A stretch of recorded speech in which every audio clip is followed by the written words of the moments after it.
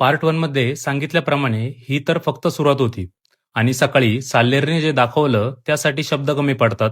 जय शिवराय मित्रांनो, मी कल्पेश अटकळ. सकाळ झाली, डोळे उघडले आणि मी टेंटमधून बाहेर आलो.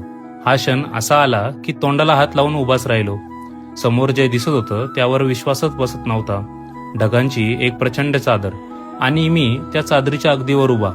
तेव्हा जाणवलं मी सध्या महाराष्ट्रातल्या सर्वात उंच किल्ल्यावर आणि दुसऱ्या क्रमांकाच्या सर्वोच्च शिखरावर उभा आहे. तो क्षण खरंच अंगावर काटा आणणारा. आणि तेव्हा मनात एक प्रश्न आला, जर इथून असं दिसत असेल तर त्या शिखराहून काय दिसत असेल?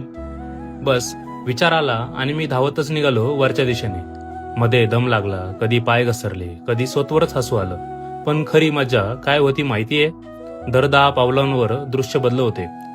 जणू निसर्गच हळूच सांगत होता, थोडंसं अजून वर, थोडंसं अजून. धावत धावत मी शेवटी वर पोहोचलो. भावांनो,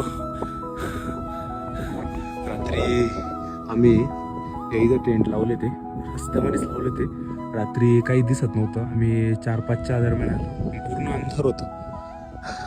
आणि जेव्हा आम्ही सकाळी उठलोय, मागचं जर मी दाखवलं तुम्हाला, शब्दात सुद्धा सांगतात नाही एवढं खतरनाक आहे. जणू माझ्या समोर स्वर्गच आहे. तेव्हा एक गोष्ट पक्की झाली, हा फक्त ट्रेक नव्हता, हा एक अनुभव होता जो आयुष्यभर माझ्यासोबत राहणार होता. गडावर कदाचित अर्धा तासही झोप झाली नसेल, पण या नजाऱ्यासमोर सगळा थकवा विसरायला झाला. तिथे प्रभू परशुरामांच्या मंदिराचे दर्शन घेतले. मनात एक इच्छा आली, असे ट्रेक पुढे घडत राहू आणि सह्याद्रीचे हे रूप नेहमी अनुभवता यावं. तिथेच त्या पायऱ्यांवर बसून क्षणभर सगळं थांबल्यासारखं वाटलं. थोड्या गप्पा, थोडा इतिहास आणि त्या वाऱ्यातून येणारी वेगळी शांतता.